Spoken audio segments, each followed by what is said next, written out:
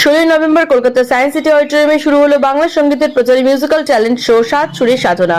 টিআরইউ beauty ক্লিনিকের কর্ণধার ও musical talent hunted আয়োজক কাবেরী সাহার তত্ত্বাবধানে আয়োজিত ও কমল কর ফাউন্ডেশনের সহযোগিতায় অনুষ্ঠিত হওয়া এই শোয়ের মোড়ক-কুঞ্চন পর্বে কাবেরী সাহা ছাড়াও অন্যান্য বিশিষ্ট ব্যক্তিত্বদের মধ্যে উপস্থিত ছিলেন অভিনেত্রী দেবশ্রী রায়, সঙ্গীত শিল্পী শ্রীকুমার চট্টোপাধ্যায়, অভিনেত্রী তনিমা সেন, পশ্চিমবঙ্গ সরকারের রাজস্ব বিভাগের যুগ্ম আধিকারিক অনুপম হালদার সহ অন্যান্যরা।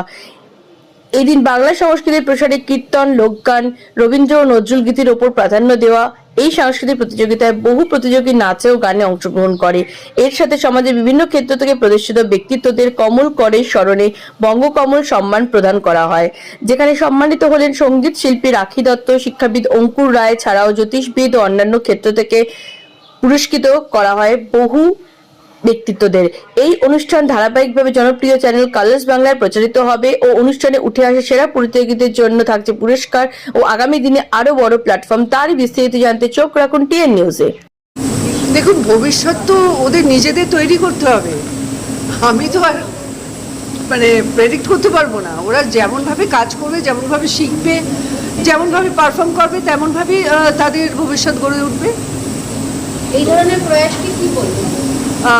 প্রয়াসটা খুবই ভালো এবং এদের যে সুযোগ করে দিচ্ছে সেটা একটা খুব সুন্দর একটা প্ল্যাটফর্ম তৈরি হয়েছে এবং সবাই আশাবাদী যে বিভিন্ন জায়গা থেকে যারা ট্যালেন্টেড তারা এসছে, পার্টিসিপেট করছে।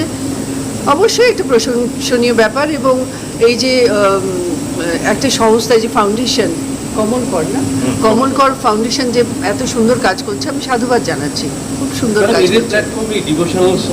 আমরা এই যে সাত সুরের সাধনা যেটা আমরা শুরু করেছি, সেটা হচ্ছে আমাদের মেন উদ্দেশ্য যে এখন বাচ্চা বাচ্চা ছেলেদের যে সাংস্কৃতিক ব্যাপারটা মোটামুটি মুছে যেতে চলেছে। এখন সবাই মোবাইলেই মনটা দিচ্ছে।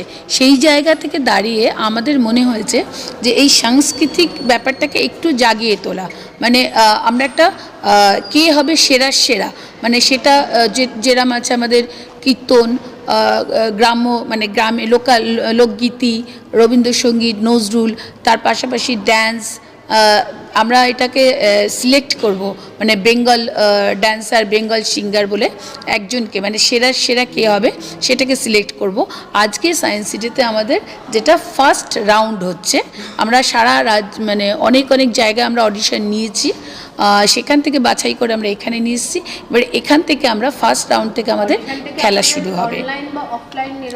আমরা অফলাইন করেছি, আমরা কৃষ্ণনগর করেছি।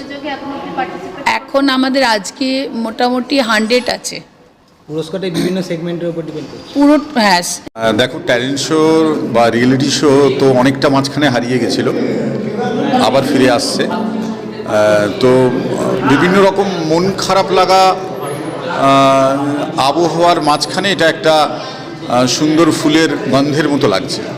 কারণ নতুন শিল্পী যারা নির্বাচিত হবে সেরা তারা তো আমাদের আনন্দ দেওয়ার জন্যই তৈরি হচ্ছে।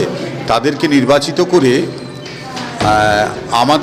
তাদের যেমন একটা ক্যারিয়ার তৈরি হবে, তাদের যেমন একটা বিরাট প্ল্যাটফর্ম তারা পাবে।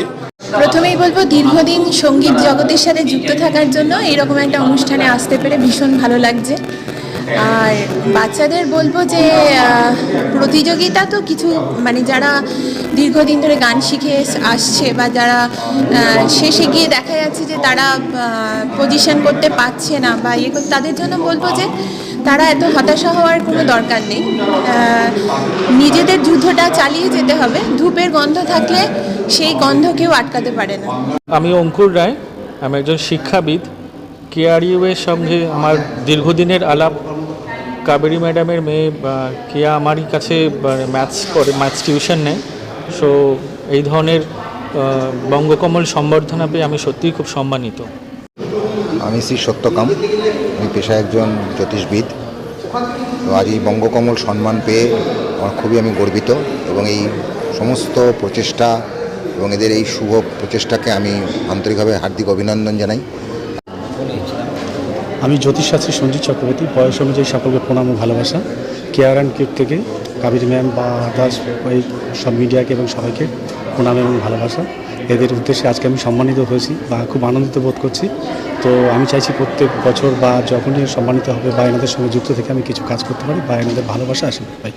নমস্কার।